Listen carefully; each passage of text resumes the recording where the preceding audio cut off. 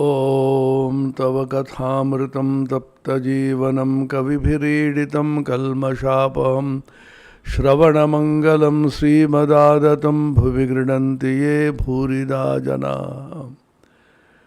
Sri Ramakrishna Kathamrita, the Gospel of Ramakrishna,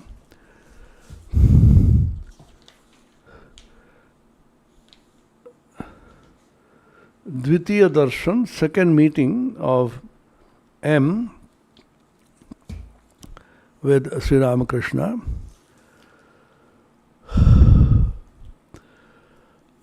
Ramakrishna is asking M, Mahendranath Gupta, the record of the Gospel,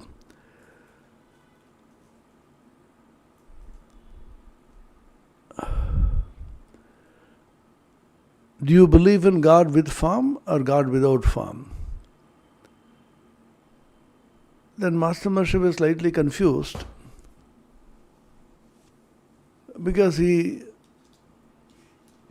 feels logically that if one believes in God with form, how can he believe in God without form? And vice versa, if one believes God is without form, how can he believe that God is a form? This is the idea of exclusivism. Exclusivism means either this or that. In the world of physics, when the quantum physics came in 1900, thanks to Max Planck, who said light travels in quanta. Each quanta is a kind of particle, but it's an energy packet. It's an energy capsule, and the energy of each quantum is directly proportional to the frequency of radiation. And the constant of frequency, the constant of proportionality is called the Planck's constant H. So E equals H nu is the equation, which is well known and the bedrock of quantum theory. E is the energy of a quantum, nu is the frequency of radiation, and H is a constant. See how the particle characteristic and the wave characteristic get harmoniously and beautifully blended. Frequency is a typical wave characteristic, and packet, quantum, is a typical particle characteristic.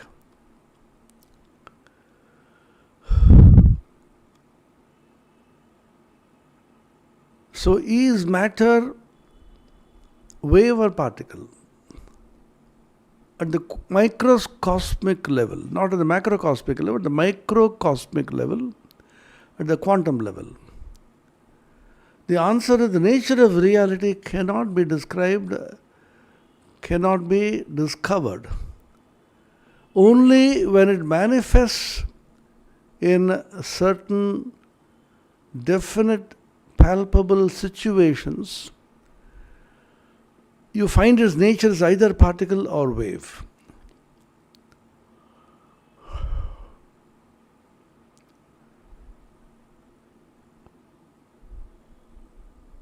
In exactly the same way, the ultimate spiritual reality called God,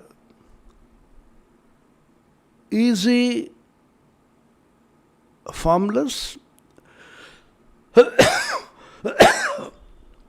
nirakara, or easy with form, sakara. Are these two mutually exclusive? Just like particle and wave, are they mutually exclusive, or are they mutually complementary, fulfilling one another, manifesting as either this or that, both being equally true? Erwin Schrödinger developed the wave mechanics out of this quantum theory, and parallelly, Heisenberg developed what is known as the quantum mechanics. Schrödinger's wave mechanics and Heisenberg's quantum mechanics are two developments in quantum theory after 1900 discovery by Max Planck of the quantum, which formed the bedrock of the development of quantum wave mechanics.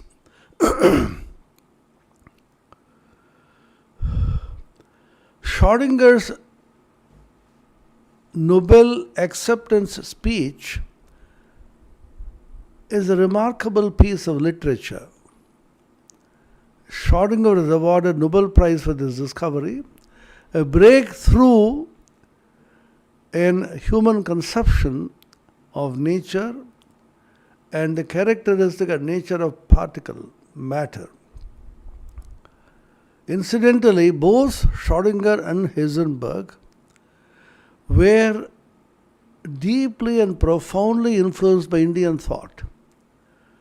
Schrödinger's favorite book was the Upanishad, the Shankara Bhashya on the Brahma Sutra. Heisenberg visited India and was very much influenced by Indian Vedantic thought. In the Nobel acceptance speech, Schrödinger says, the older paradigm of either or has been replaced in quantum theory by the new paradigm of both and. Either hyphen or, exclusivism, either this is real or that is real, either the particle is real or the wave is real, either the sakara is real or the nirakara is real. This is the old paradigm of exclusivism, either or. It has been replaced by quantum theory, by the new paradigm of inclusivism, which is both and. Nothing is excluded. It is both a particle and a wave. It is both sakara and nirakara. M could not understand this idea of how the same reality can be at the same time both sakara and nirakara. Whether at the same time or at different times, different situations. The same question can be extended to ask the one and the many. If the many is real, the one can't be real. If one alone is true, how can you take the many to be real? This once again was solved by Sri Ramakrishna, about which Swami Vivekananda later commented in Nivedita. What Ramakrishna Paramahamsa and I have added to this thought is that the one and the many are the same reality, looked upon by the mind in different attitudes and different times. Sri Ramakrishna gave a very simple example, a story, to illustrate this point. He said, a sadhu, a monk, went to Puri, Jagannath. He was very curious to know whether the form of Jagannath is real, Jagannath is formful, or whether he is formless. He had a staff, it's called danda, emblematic stick, which sadhus carry. He took a stick and then passed it from left to right. and the stick simply went through, and he was convinced that Jagannath, God, is without form because the stick went through, like in the air. Then he was curious to know again, so passed the stick from right to left, and it got stuck with the image. Then he came to the conclusion that God has form, which means he is with form, he is without form, and Sri Ramakrishna adds is beyond both form and formlessness, and how many more things besides. Who can put a limit to the infinitude and majesty of God? This is the most fundamental philosophical thesis of Sri Ramakrishna, based on his experiences, based on his direct realization of the ultimate reality in innumerable ways. Tini ananto, patho ananto. This is a statement in the Kathamrita. The infinite reality is vast. He is infinite. It is infinite. The reality is infinite. And the paths to reach that reality are also infinite in number. Don't think there is only a single path to reach him. In fact, Swami Vivekananda later on said very profoundly and stunningly, he said, I want the number of sects to multiply, because each sect is a path which leads you to God. And in fact, if there are as many sects, paths, as there are human beings, then each of the human beings will have a way to be able to reach God. That was the liberality. Because no mind is exactly the same as the other mind. This is a very important principle to know, which is called in philosophy as uniqueness of everything. Every particle in this universe, every flower, every grain of dust, everything existing is unique. There is nothing like it anywhere. This principle of uniqueness is the basis of this religious pluralism.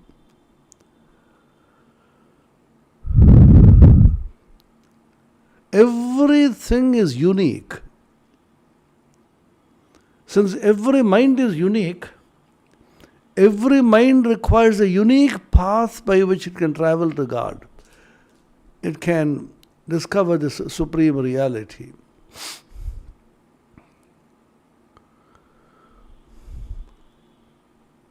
Once again, this is a scientific principle. There is a principle in physics called Pauli's exclusion principle. Pauli was a great genius of a physicist who said every particle constituting an atom has to be unique in its own way. To put it negatively, if there are two particles entering in the constitution of an atom, which are exactly identical with regard to all the quantum numbers, then one of them will be excluded from the composition of the atom, only one of them will be included. That means nature wants every particle constituting the composition of the atom to be unique. The uniqueness principle is a fundamental principle in human life, which is why when you deal with children, when you deal with students in schools and colleges and universities, When you deal with the children in the household, remember each child is unique. Don't impose a common code of restriction upon every child and insist that child shall grow in exactly the same way as you would like it to grow. It can't happen. I'll give you an example.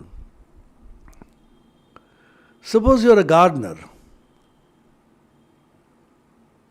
You want to raise a rose garden. You have 10 rose plants.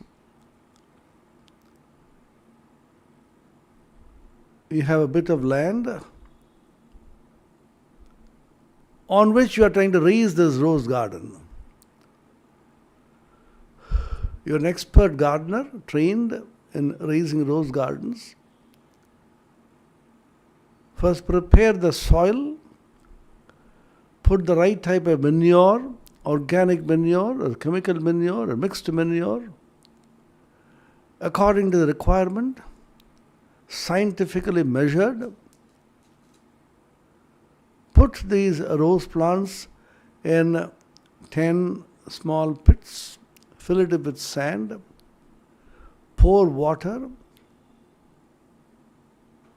All the plants are subject to the same conditions. Same amount of water being poured, same amount of exposure to sunlight, same amount of manure, same affectionate treatment to all of them. Do you mean to say each one of the rose plants will exactly grow and give out a rose flower exactly at the same time and hour? No, it can't happen. All that you offer to the rose plant, the manure that you offer, the water that you give, the exposure to sunlight that you give, the affectionate treatment that you give to the plant, is not accepted by the plant in exactly the same way as it is being offered to it. There is an antaryami, indwelling controller, a regulator within each plant, which accepts what you offer it in its own way, rejects what he doesn't need, assimilates what he has accepted, and transforms itself into a beautiful rose plant in its own unique way. If this can't happen to a bunch of rose plants, how do you expect it to happen to human beings? Suppose you're a teacher in a school or a college, or a professor in a university. You teach a bunch of students, say 20 students, same lesson, taught in exactly the same way to all of them, same kind of exposure, same affection, same kind treatment to everybody. Do you mean to say each of the students will exactly accept and assimilate what you have taught? No, it can't happen. There is an antaryami within each of them, and this indwelling controller, regulator, antaryami, will accept the offering that you have made in his own unique way, reject what it does not want, assimilate what has been accepted, and transform into a beautiful human being. Each in his or her own unique way. You can't dictate to the human being how he or she should develop. So what is our role as parents, as teachers, as elders? Bow down in humility before this Antaryamin mentally and say, "Oh Antaryamin, I am offering you this. take this offering of mine, accept this offering in your own unique way, reject what is not necessary according to you in your own unique way, assimilate what you have accepted in your own unique way, and transform yourself into beautiful, divine beings. I am here only to offer you this worship gently, respectfully, humbly, and with the full conviction and notion that each one of you will be able to accept it in your own unique way. This is why Hinduism is so unique. Many people have criticized Hinduism because they have all kinds of methods and modes of worship. You can worship him in a stone, in a tree, in an image, or some people worship it in the air, in water, or in sky, or some people worship in completely formlessness. Hundreds of thousands of modes of worship. What kind of religion is this? It's so confusing. The greatness of this religion called Hinduism is that it gives a scope for every human soul to find a path to God. God has no problem. Ramakrishna is going to say this now.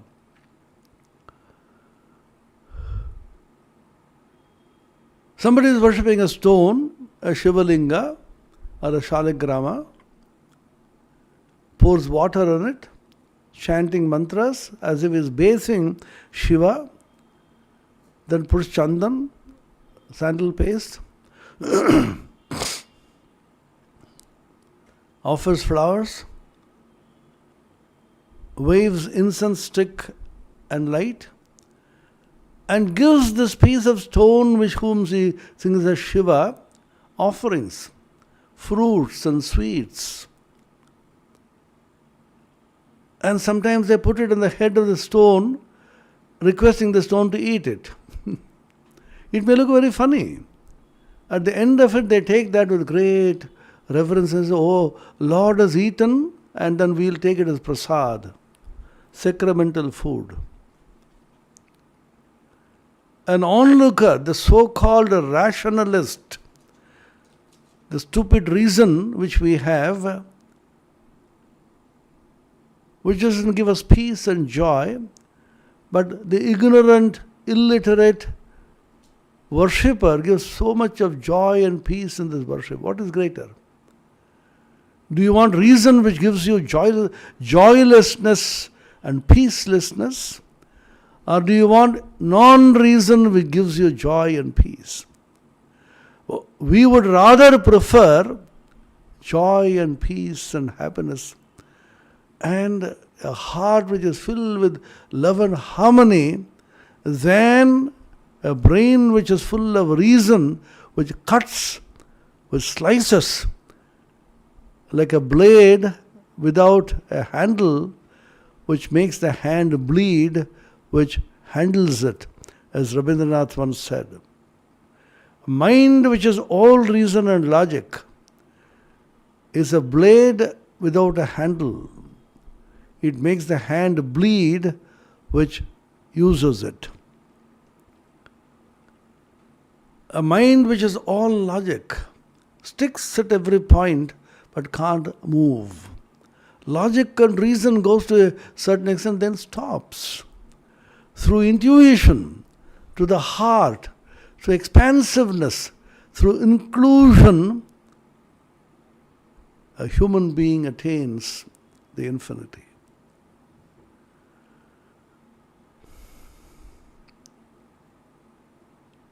God has no problem. Suppose you tell God, oh God, this fellow is stupid. You are infinite and vast. You are formless. You are omnipotent, omnipresent, omniscient. And this infinite omnipotence, this man is trying to limit it to a stone. That is absolutely unacceptable. Punish him. Punish all those idolaters. How funny human beings can be.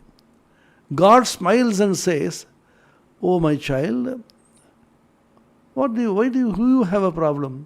I have no problem. This man is my child. I have given him the wisdom which he possesses." And in innocent faith, he feels that this stone represents God, and he thinks, "I am manifest in this stone." And when he puts water over it and then bathes it and offers flowers and fruits, he is offering with intense faith and feeling that I, manifesting in this stone, am accepting all this. And I do. When he wants to see me in this stone, what prevents me from manifesting in this stone and reaching him in the way he wants me to reach him? I have no problem. Why do you have a problem? Human beings with little brains and contracted hearts, fanatical, bigoted, arrogant, they have problems. But God doesn't have a problem. God says, I reach out to man in the way he wants to reach me. The famous statement in the Bhagavad Gita, which Swami Vivekananda repeated in 11th September 1893, that short speech which he gave in the World Parliament of Religions. Ye yatha mam prapadyante tas tathaiva bhajamyaham mama vartmanu vartante manushyav partha sarvashah. Ye yatha mam prapadyante tas tathaiva bhajamyaham. Whosoever reaches me, tries to reach me in whatsoever way, I reach him in that way. I see this child is walking in the wrong path. Rather than scolding him and chiding him and putting him in the other path, what I do, being the omniscient, omnipotent, omnipresent Lord, I quickly go to that path and reach him in that path and take him in my lap towards the right path. God is so compassionate because he is omnipotent, he knows. Why should human beings have a problem? This man wants to worship me in a snake, worship me in a tree, worship me in a river. Let him. I manifest in that snake, in the tree, and the river, and reach him in that form. This is an extraordinary message which Ramakrishna gave to M in the very beginning.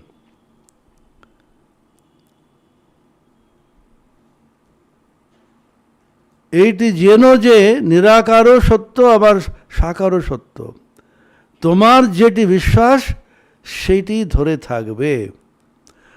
Know for certain that God with form is real and God without form is also equally real. Whatever you believe in, hold on to that. That's the most vital. The nishtha. Holding on to what you believe, because truth has infinite facets. Hold on to one and proceed. And you will never make a mistake. And even if you do,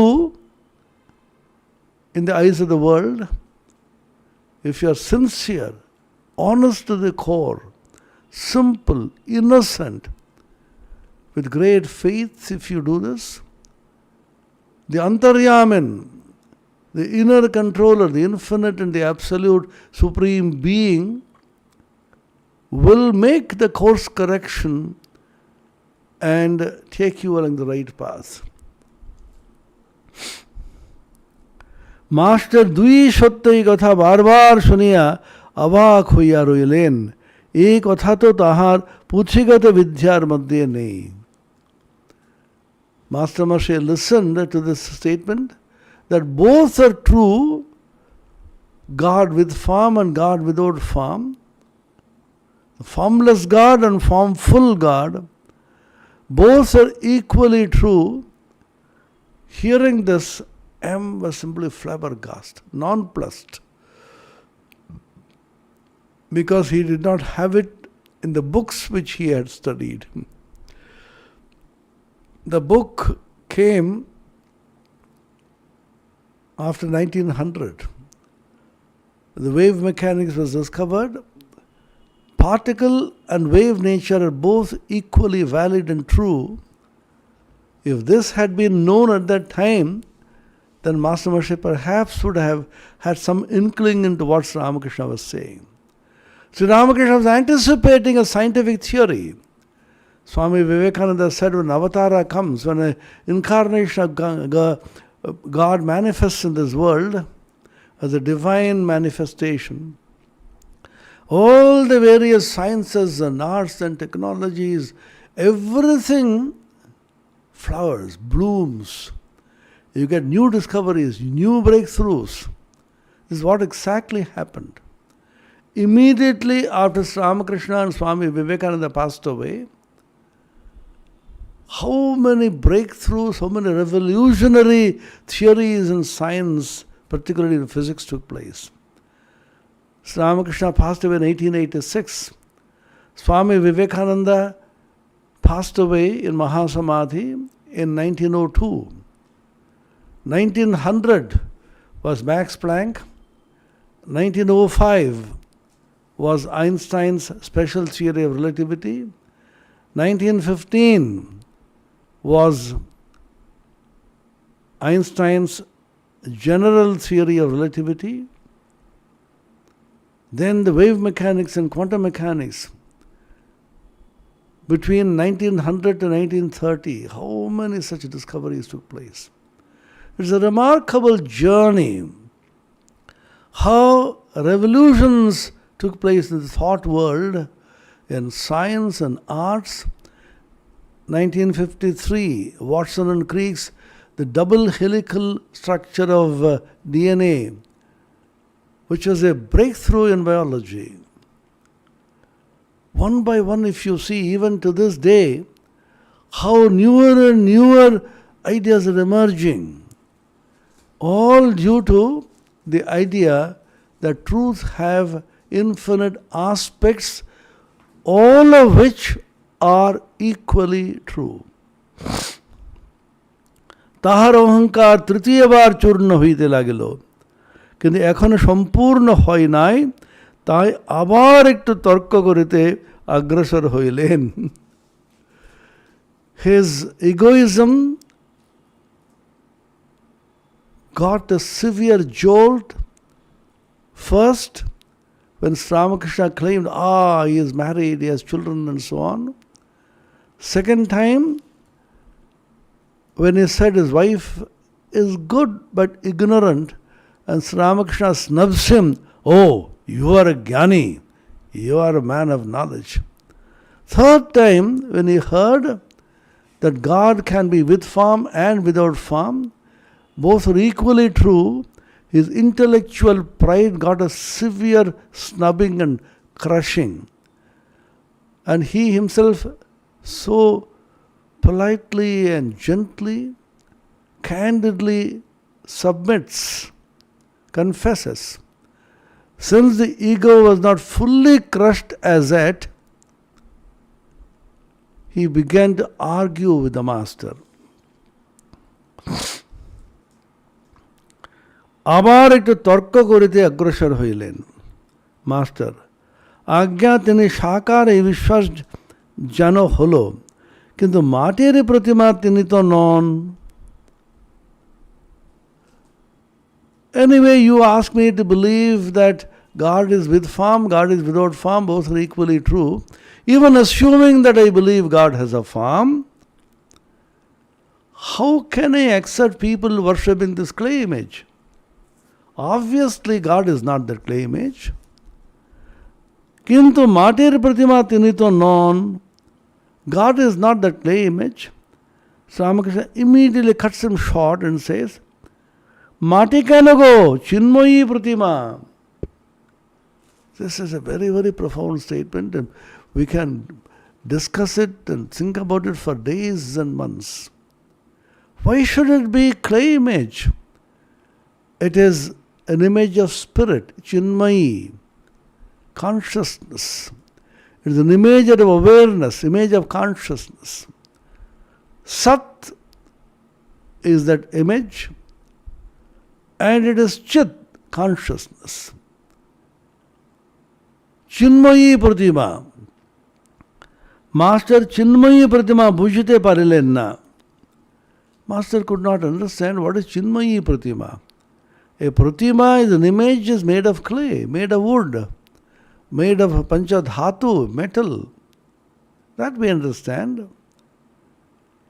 How do you say the Chinmayi Pratima, image made of consciousness? Swamiji Vivekananda writes about Ramakrishna in that famous Aratrika hymn, in which he uses the word Chid Ghana Kaya. Kai means the body, which is condensed consciousness, Chid Ghana. So it is consciousness itself as it were condensed. Chinmayi Pratima. Master could not understand the meaning of the Chinmayi Pratima, and therefore he begins to argue. Bolilen acha jara matir pratima pujo kore tader to bujhiye dewa uchit je matir pratima ishwar noy তার প্রতিমার সম্মুখে ঈশ্বরকে উদ্দেশ্য করে পূজা করা উচিত. Intellectual. He is trying to make people understand, ignorant, stupid people like us, worshipping this image. Here comes a great man of wisdom to tell us, no, when you are worshipping this image, you are not worshipping this clay image. You are keeping the idea of God in it, and then you should worship. This you should make these people understand. Otherwise, they will be stupidly, foolishly worshipping this image and will get no result. That's M's idea. See how man is so ignorant and arrogant, as if I have to preside over the destiny of the universe and make everybody understand. Every one of us has this problem.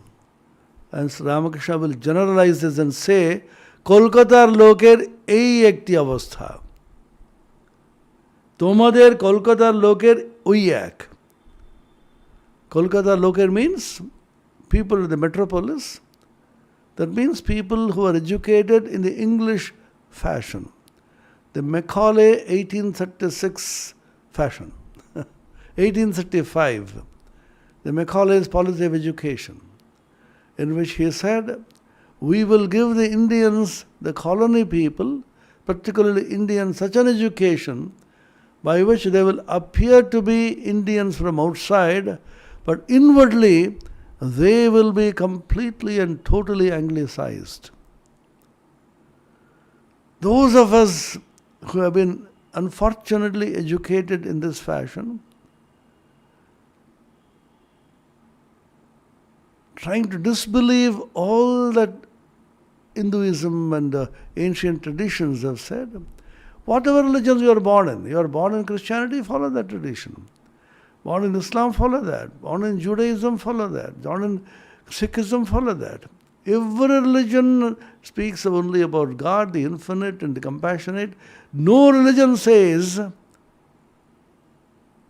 that God is this and not that. What they mean to emphasizing a particular aspect. Hold on to that. Don't be fanatical.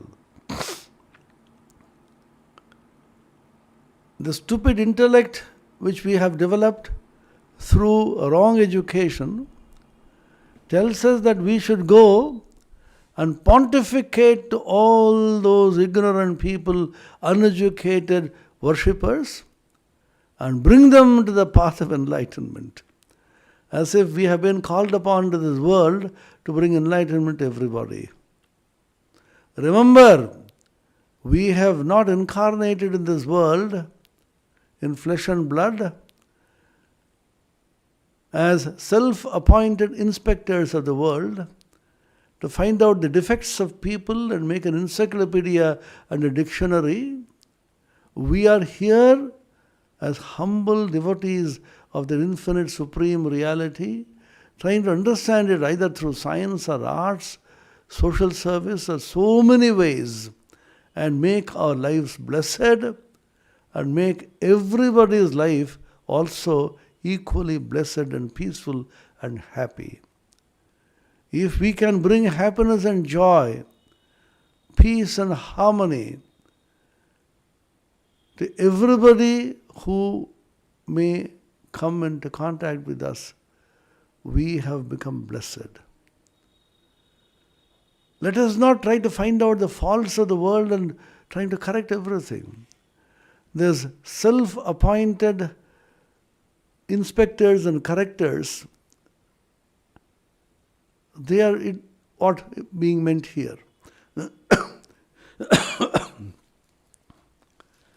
Thakur virakta huiya. Sri Ramakrishna, with irritation, he says, Tomader Kolkatar loker hoiyak, keval lecture deva or bujhiye deva. Simply lecture the people and make them understand. Hey, come on, I'll make you understand. You stupid fellow, you are worshipping this stone, you are worshipping this clay image. I will give you the philosophy and the science behind it and make you realize the real meaning of worshipping this image. Because I am superior, I am educated, I am enlightened, and I will make you understand. That arrogance.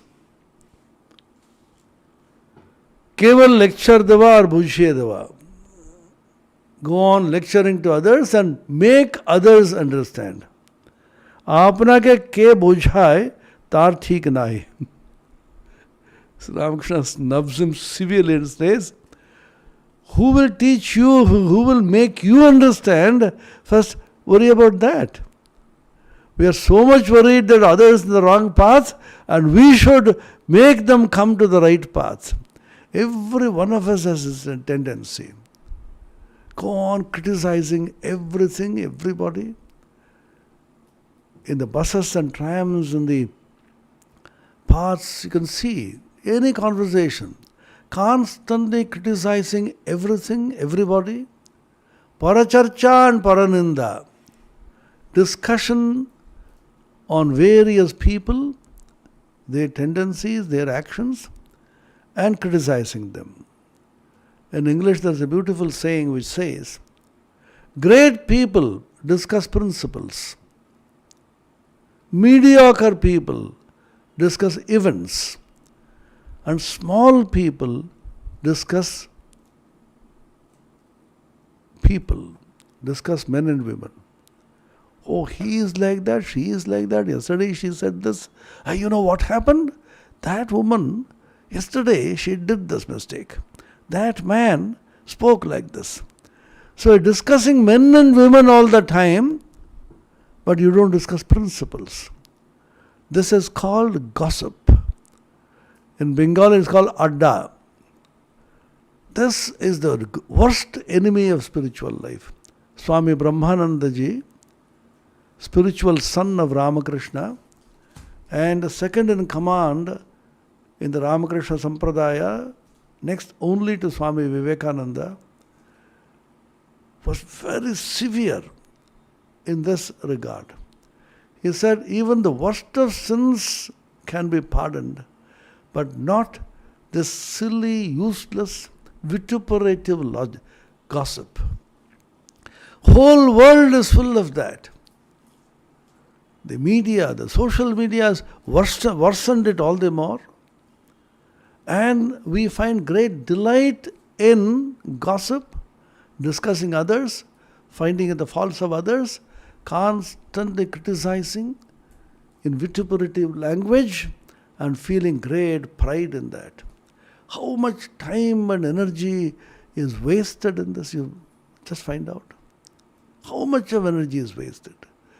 This sensitive human mind, which is a great gift of God, fill it with the highest spiritual truths, philosophical ideas, ideas of God, and even in science, the truth of science, the truth of the universe, the nature of the universe, the cosmos.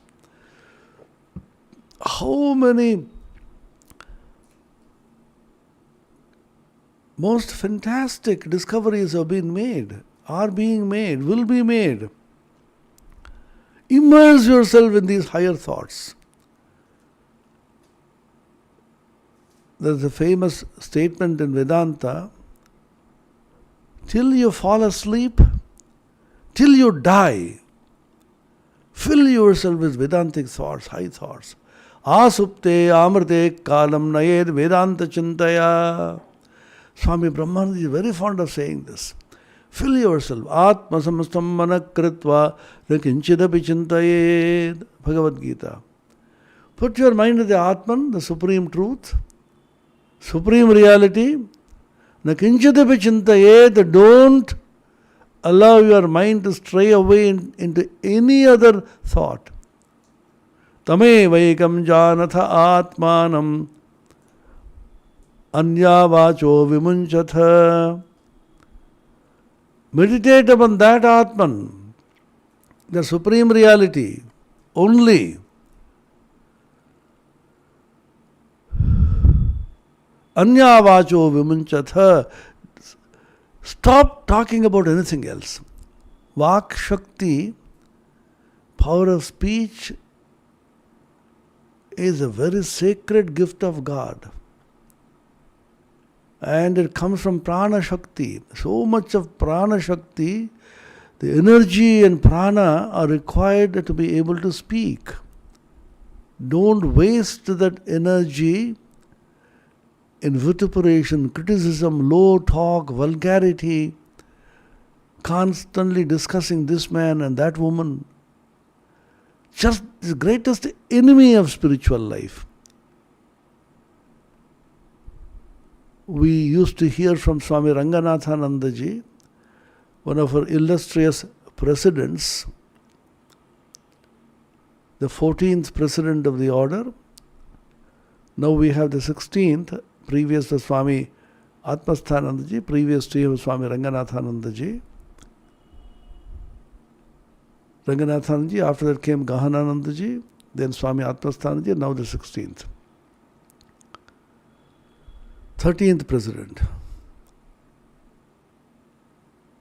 He used to narrate to us an interesting incident which happened when he was a child. He used to tell this to us when he was 96 or 97 years old.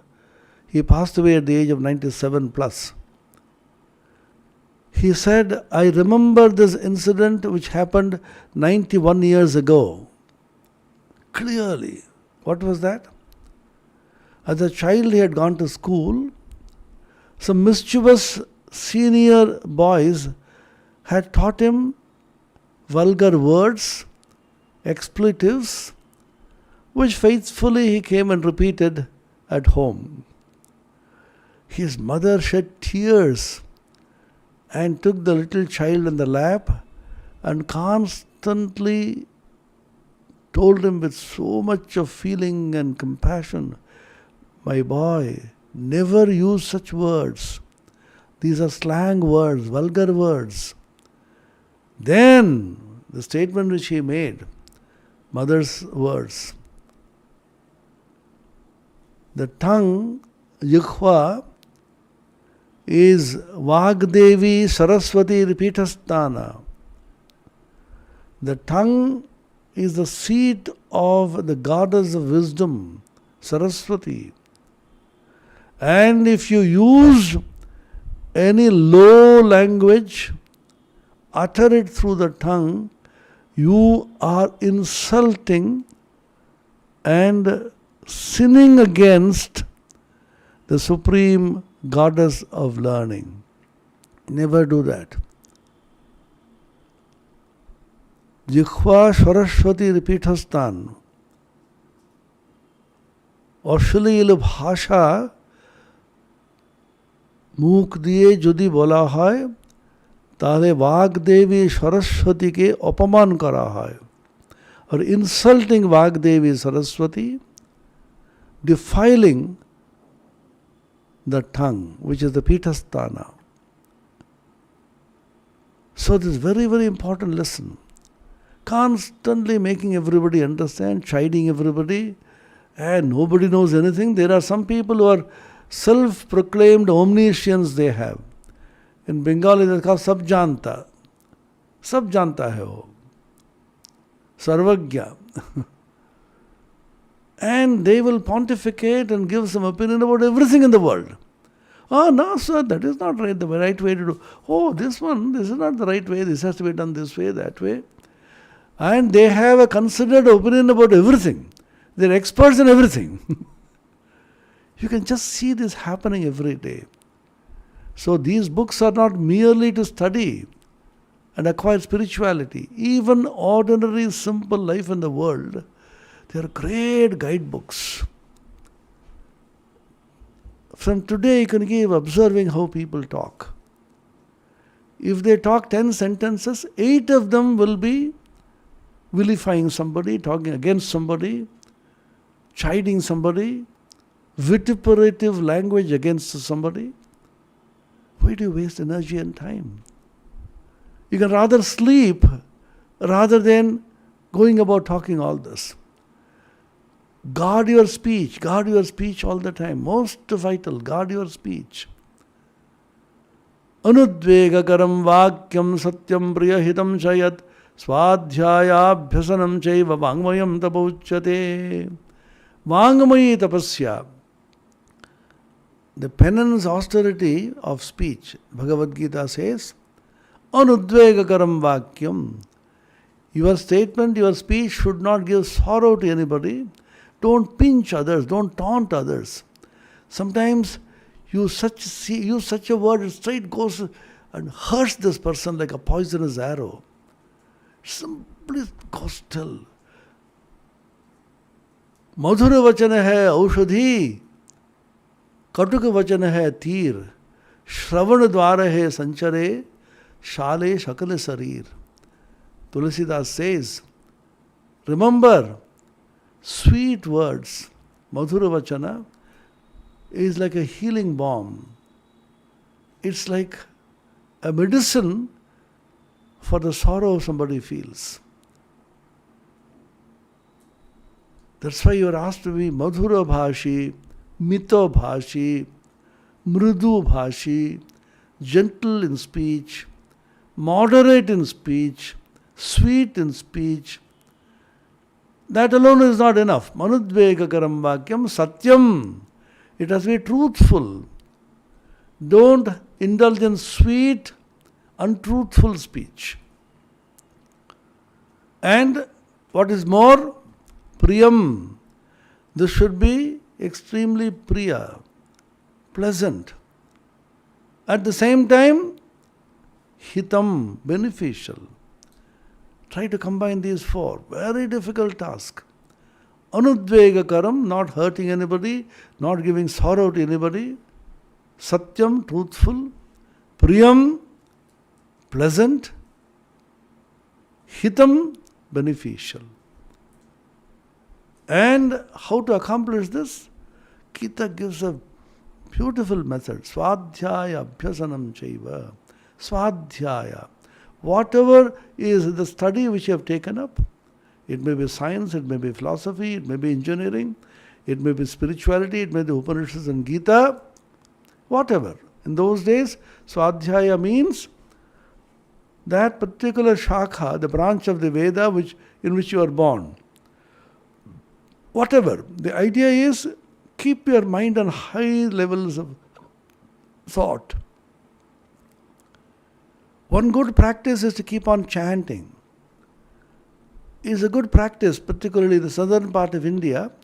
You can see old women, men, when they're engaged in activity, mother is cooking in the kitchen, but she'll be going on chanting Vishnu Sahasranama, Lalita Sahasranama, Bhagavad Gita, in gentle whispers, tones, go on, so that the tongue gets purified. When you keep chanting something, nobody will dare to come and discuss some vulgarity with you. They will not dare. You keep on chanting. That's why memorize. If you stick to books, you can't do this. As much as possible, try to memorize holy things.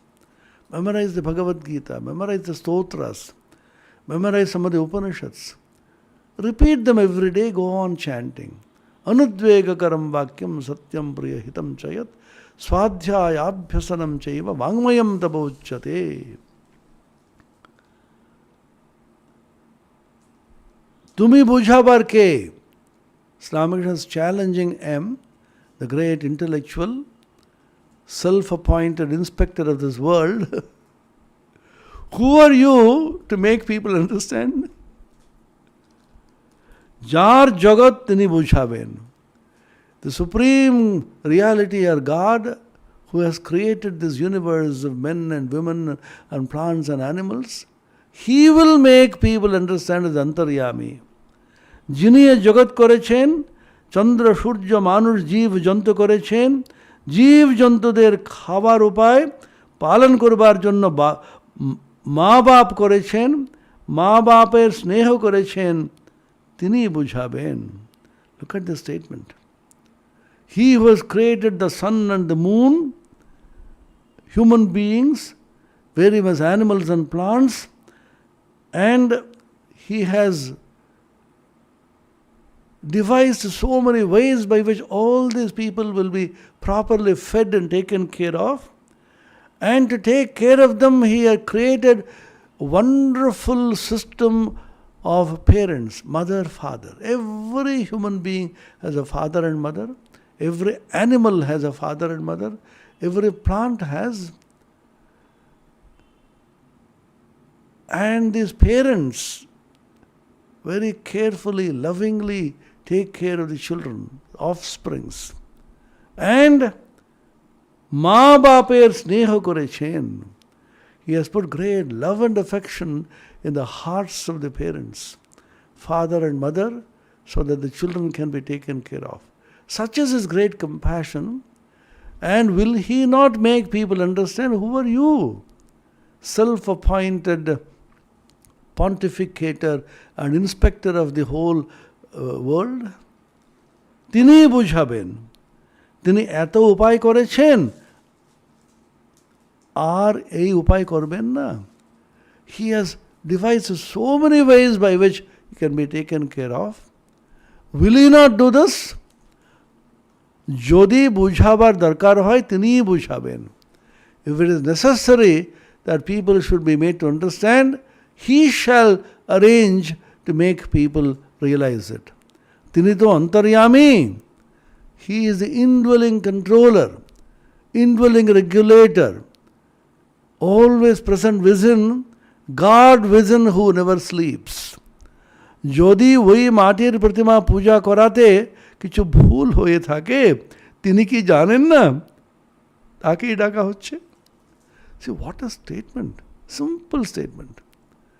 Even assuming that there is a big mistake being done by the worshipper in worshipping this clay image, does not the Antaryami, the Supreme God, know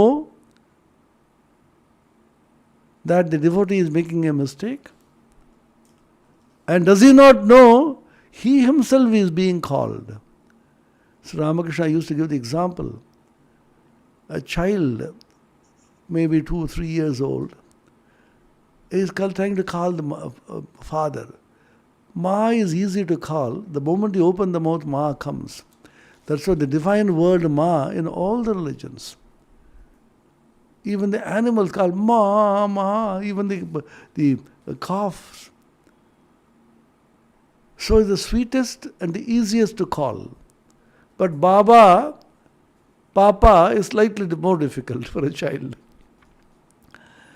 Child goes to the father, to the dad, and says, Ba, he can't say. Does not the father know that the child is calling him? And he goes and then fondles the child, takes the child in his lap. So the Supreme Reality, Supreme God, whose children we are, does he not know? Then Oi pujati santushtahan. He gets pleased by that very puja because he knows this child is worshipping me. Tomar orjonna matha betha kano. Why are you getting a headache over people making mistake about worshipping this clay image? As if you have incarnated to find out the mistakes of people and correct them.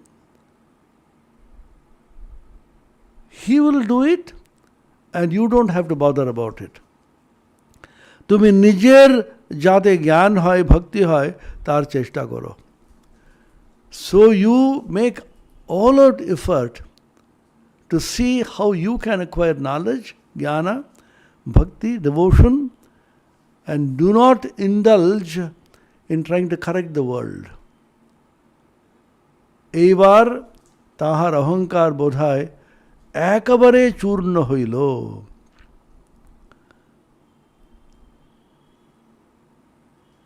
This time on, M says, his egoism got, perhaps he says, bodhai, completely crushed. This is the avatara crushing the egoism of the intellectual people, so-called intellectual like us. First time, second time, third time, and fourth time, it was completely crushed. First time when he said, oh, he is married and has children. Second time when he said his wife is rather ignorant and said, you are a man of knowledge. What is knowledge and what is ignorance, he taught him. Third time when he said, do you believe in God with farm or without farm? That both of them can be equally real was not in the books which he studied, and his whole intellectual apparatus got a root shaking. And the fourth time, when he came out, severely snubbed him for playing God. We try to play God, pontificate, and bring wisdom to everybody, being ourselves absolutely ignorant of the Supreme Reality. Be humble and depend on Him as the Antaryami to guide us and illumine us. That's why Dhiyo yo naf prachodayat. May the Supreme Reality, symbolized by the sun, awaken the Dhi, the higher spiritual intelligence in our hearts. Om Niranjanam Nityamanantarupam Bhaktanukampadhrita Vigraham Vai Ishavataram Parameshamidyam Tam Ramakrishnam Shirasa Namamaha. Om Shanti Shanti Shanti Harihi Om Tat Sat Shri Ramakrishna